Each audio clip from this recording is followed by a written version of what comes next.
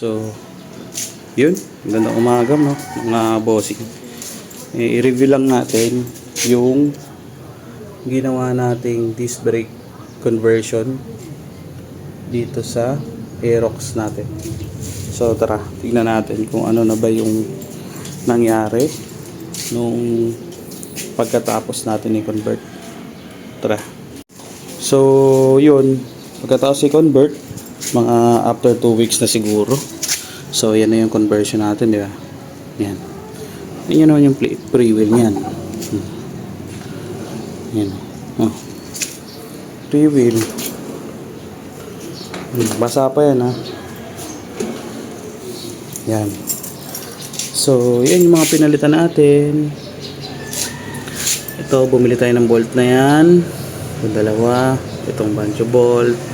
Brake master, brake caliper, yan, brake hose, tapos dito, yan, nagtabas tayo. Yan yung pagkakatabas natin, oh, di ba? Ito yung sa kabila. Yan, stock to ng Aerox B3. Tapos magpalit din tayo ng gearbox cover. Tapos yung laman loob nito, kinuha ko lang yung bearing ng axle bearing, tsaka bumili ako ng dalawang bearing nung para sa secondary, tsaka ano, at tsaka yung malaki, third gear nya. So yan yung update natin.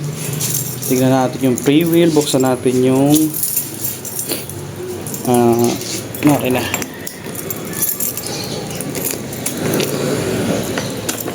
Cold start yan, oh, cold start. Yan.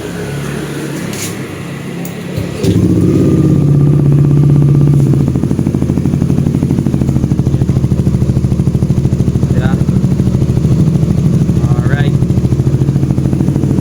Pwede natin.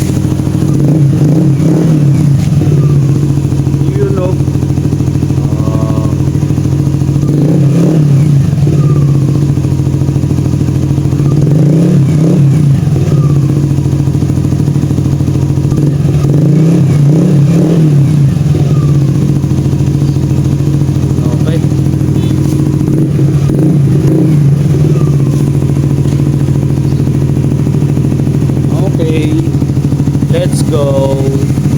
Yan yung conversion natin.